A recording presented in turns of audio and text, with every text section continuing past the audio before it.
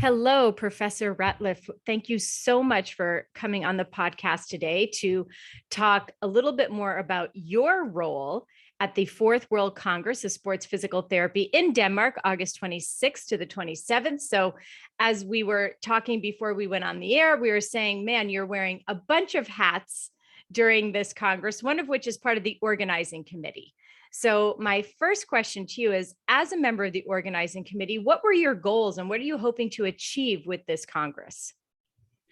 I think my role is primarily within the scientific committee. And one of the things we discussed very, very early on was this, when you go for a conference, you go up to a conference, you hear a bunch of interesting talks and you feel like I'm motivated, I'm listening, I'm taking in new things. But then Monday morning, when you see the next patient, it's not always that all the interesting stuff that you saw is actually applicable to my patient Monday morning. So we wanted to try and emphasize more, how can we use this conference as a way to translate science into practice? So the whole program and the presentations will be more about clinical applicability and less about more p-values and research methodology. So not that the research is not sound, but there'll be more focus on how can we actually apply it in the context that we're working.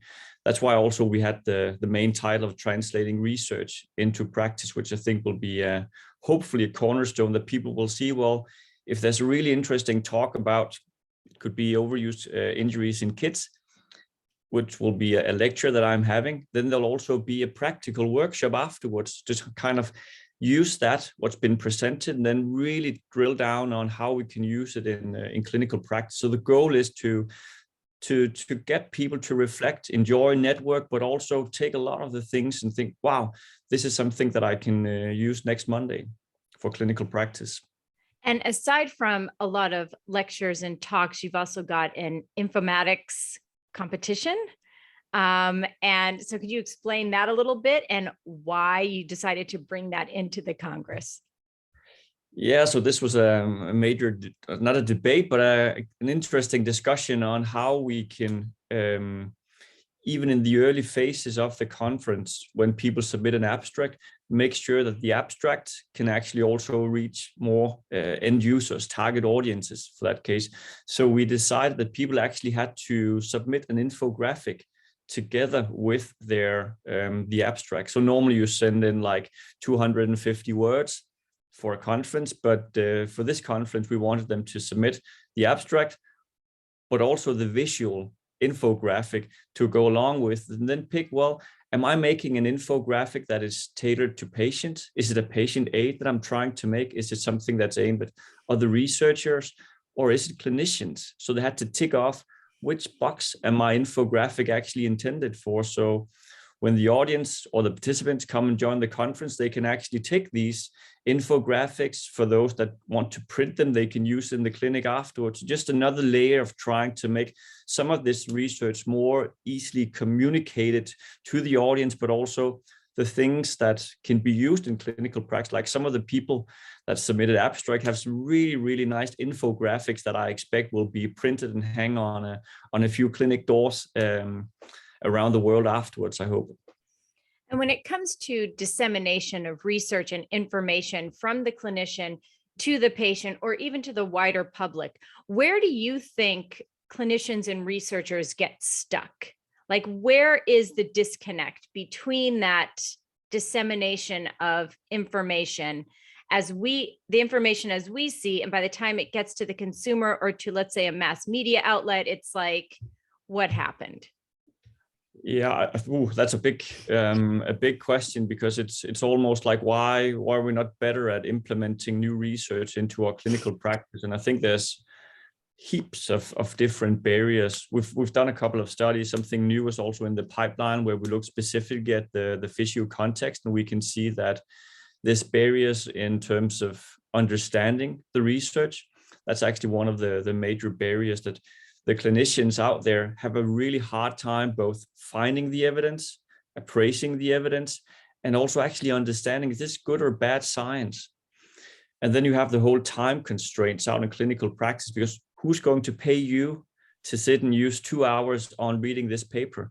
And remember, this is just one paper on ACL injuries, but in my clinical practice, I see a gazillion different things. So how am I going to keep up with the evidence?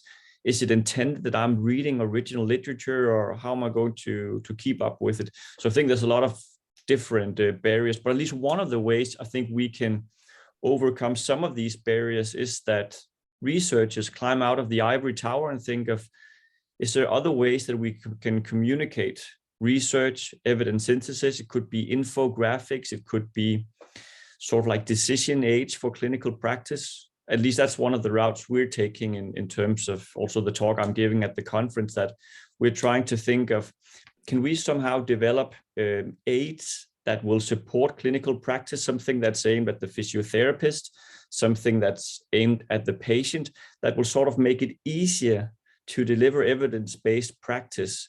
So we've done one tool that's being developed at the moment is called the MAP knee, which is something that can assist clinicians in the diagnosis, the communication of how do you communicate to kids about chronic knee pain?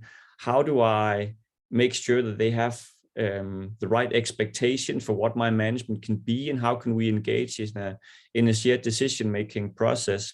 And we have a few other things in the pipeline as well, where we want to build something practical that you can take in use in clinical practice to support you in delivering good quality care, because just publishing papers is not going to change clinical practice, I think. Yeah, and publishing papers, which are sometimes wonderful papers, but if they're not getting out to the clinicians, they're certainly not going to get out to the patients and to people, sort of the mass population. I completely agree. It's I think a bigger discussion. I'm really focused on how to reach clinicians, because I see the clinicians as the entry point to delivering care to patients and parents and the surrounding community. But if you think of like wider public health interventions, we have the same problem as well. And also we create this sort of like, there's an inequality in healthcare, but that's another line Whole of other can of worms. Yeah, we could do a whole series of podcasts on that. Yeah. Yeah, and I agree with you that it needs to come from the clinicians. So creating these tools to help clinicians better educate their patients, which in turn really becomes their community, because there's a lot a clinician can do outside of just a one-on-one interaction with the patient. And so having the right tools can make a big difference. Like if you look at a patient that comes to you for an ACL injury or long-standing musculoskeletal complaint, they're going to spend maybe 0.1% of their time together with you, and 99.9% they're out on their own.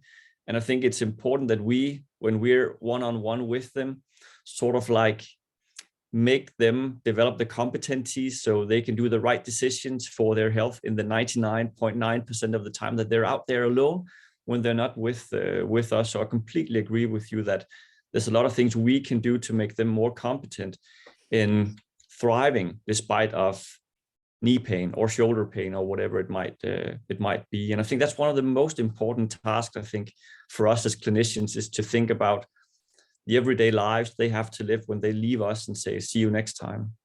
Yeah, and to be able to clearly communicate whatever their diagnosis might be, or exercise program, or any number of tens of thousands of biopsychosocial impacts that are happening with this person.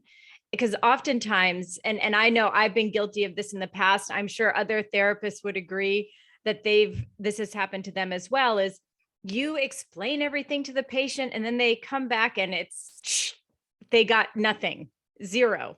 And it might be because you're not disseminating the information to them in a way that's helpful for them, or in a way that's conducive with their learning style. So having different tools, like you said, maybe it's an infographic that the patient can look at and be like, oh, I get it now. So having a lot of variety makes a huge difference. And I think you touch on a super important point there, that patients are very different, that they have different learning styles, they have different needs. And I think it's our role to understand the needs of the individual patient, then make up something that really meets those needs. So more about listening, asking questions, and less about thinking that we have the solution to it. Because I think within musculoskeletal health or care, whatever we call it, some clinicians would use their words to communicate a message. That might be good for some. Other patients would prefer to have a folder or leaflet. Others would say, I want a phone. I want an app on my phone, something that's like learning on demand, because at least that's something we see regularly now, that we have the older population that wants a piece of paper. We have the younger population that wants to have something that they can sort of like rely on when they're out there on their own and want advice on how do I manage this challenging situation, to get some good advice when you're not there, when I'm all on my own. So it's all different. Yeah, and I love those examples. I use apps quite frequently. And I had a patient just the other day say, "Oh, my husband put this, the app that you use," because I was giving her PDFs, and she's like, "Oh, my husband put the app on my phone. Now it's so much easier. So now I know exactly what to do if I have 5 minutes in my day." So it just Completely. depends. And I think the whole like mobile health industry, there's a lot of potential there, but I also see, at least from a Danish context, that there's a lot of apps that is very limited. It's sort of not developed on a sound evidence base, or it's just sort of like a container of videos with exercises. And I think there's a huge potential in like thinking of how can we do more with this? How can we make sure that it's not just a delivery vehicle for a new exercise, but it's actually a delivery vehicle for improving the competencies, for self-management for individuals. I think I'm looking forward to the next few years on to see how this whole field develops, because I think there's a really big potential in it. Yeah, not like you're not doing enough already, but maybe you've just got your next project now. Like you're not busy enough already. So as you alluded to a few minutes ago, you've got a couple of different talks you're chairing. So you've got a lot going on at the World Congress. So do you want to break down, give maybe a little sneak peek? You don't have to give it all away. We want people to go to the conference to listen to your talks. But if you want to break down, maybe take one or two of your topics that you'll be speaking on, and give us a sneak peek. I think the talk that'll be most interesting, at least for me to deliver and hopefully also to listen to, is the talk that I'm giving on overuse injuries in adolescence, because I think we haven't had a lot of like conferences in the past couple of years, so it'll be one of these talks that'll be meaty in terms of new data. And some of the things I'm most interested to go out and present is all the qualitative research we've done on understanding adolescents and their parents in terms of what are the challenges they experience, how can we help them, and also we've done a lot of qualitative works on what are the challenges that physios experience when dealing with kids with long-standing pain complaints. And we've developed some new tools that can sort of like help this process to improve care for all these young people. And I really look forward trying to hear what people think of our ideas and the practical tools that we've developed. So that's at least one of the talks that's going to be quite interesting. And hopefully also we're going to actually have the data from our 10-year follow-up of, so I have a cohort that I started during my PhD. They were like 504 kids with knee pain, and now I've followed them prospectively for 10 years. In this time period, I've gotten a bit more gray hair and gray beard, but this wealth of data that comes from following more than 500 kids for 10 years with chronic knee pain is going to be really, really interesting. And we're going to be finished with that. So I'm also giving a sneak peek on unpublished data on the long-term prognosis of adolescent knee pain at the conference. So that's going to be the world's premiere for that big data set as well. Amazing. And as you're talking about going through some of the qualitative research that you've done, and you had mentioned there were some challenges from the physio side and from the child side and the patient and the child's parent side, can you give us maybe one challenge that's kind of stuck out to you that was like, boy, this is really a challenge that is maybe one of the biggest impediments in working with this population? I think there's multiple. One thing that I'm really interested in this moment is the whole level of like diagnostic uncertainty in kids, because one of the things we've understood is that if the kids and the parent don't really understand why they have knee pain, what's the name of the knee pain, it becomes this cause of them seeking care around the healthcare system on who can actually help me, who can explain my pain. So at the moment, we're trying to do a lot of things on how we can reduce this, what would you call diagnostic uncertainty, and provide credible explanations to the kids, and then trying to develop credible explanations for both kids and parents. That's actually not an easy task, because what is a credible explanation of what patellofemoral pain is when we don't have a good understanding of the underlying pathophysiology? So there we're doing a lot of work on combining both clinical expertise, what the patient needs, what we know from the literature, and then we're trying to sort of iterate and test these credible explanations with the kids. And at the conference, we'll have the first draft of these, what we call credible explanations. So that's going to be at least one barrier, one challenge that I hope that some of the practical tools we've developed can actually help.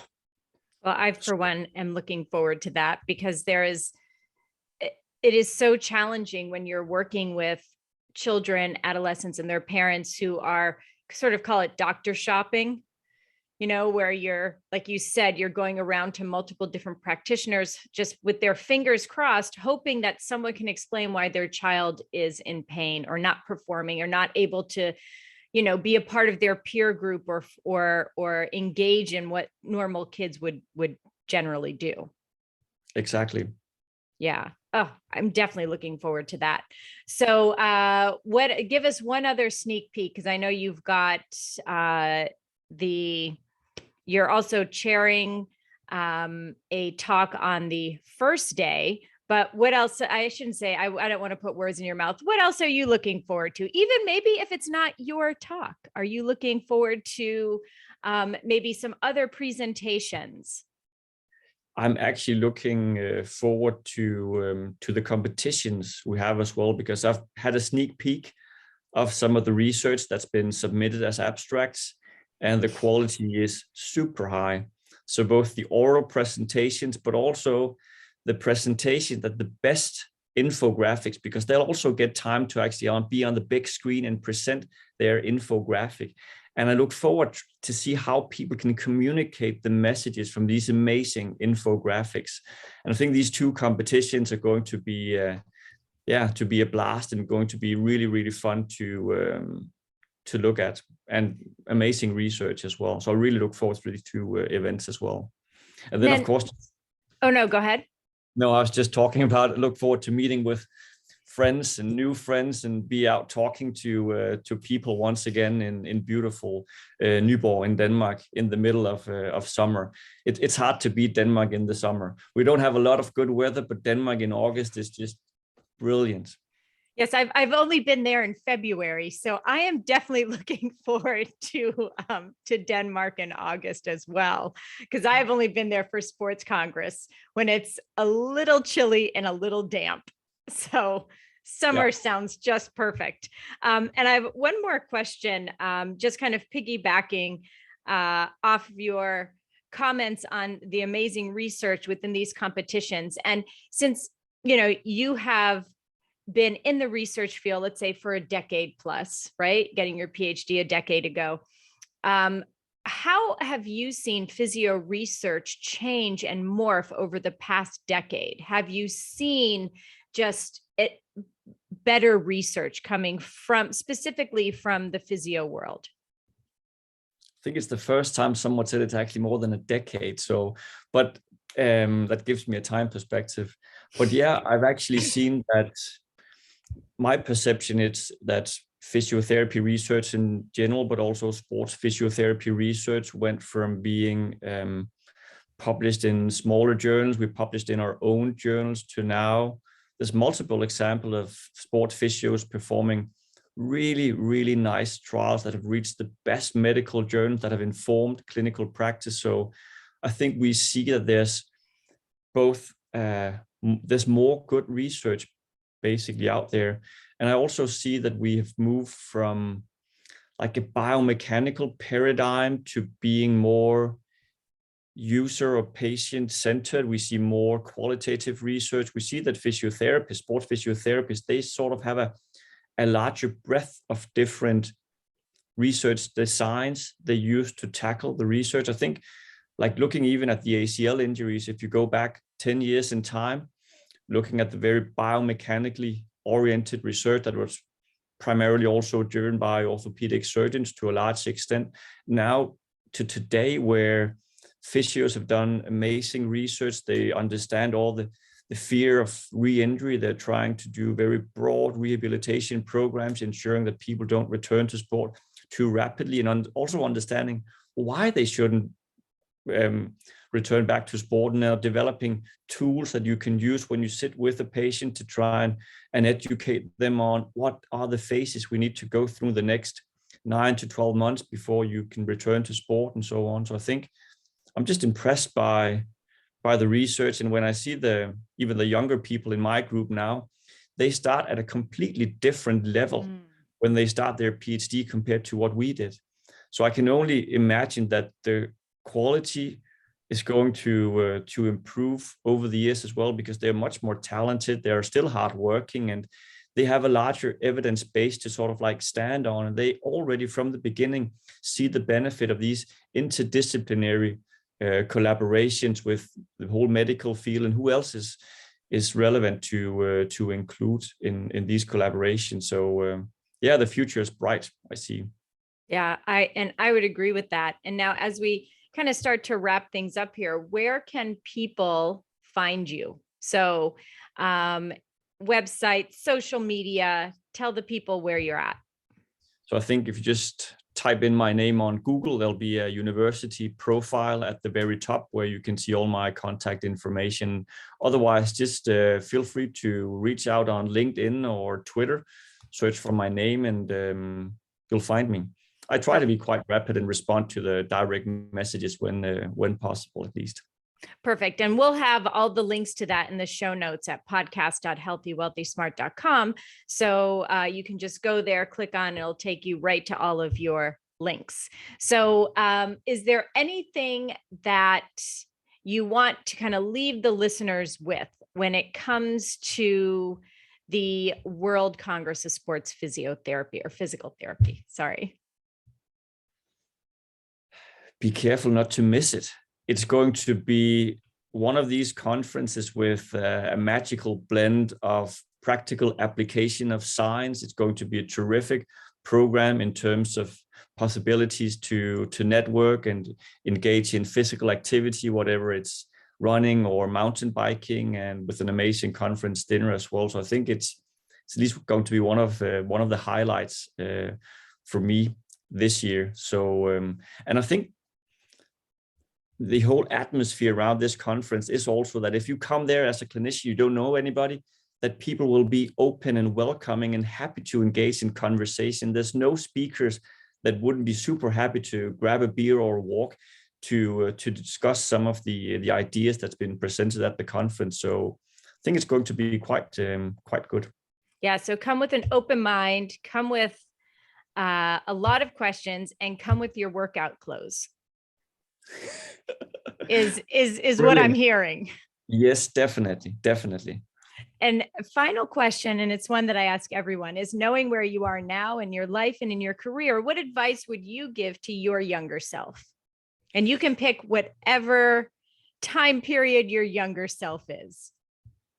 So I think if I had to give myself one advice when I was in my sort of like mid PhD time coming towards the end, I would say to myself that it's okay to say no.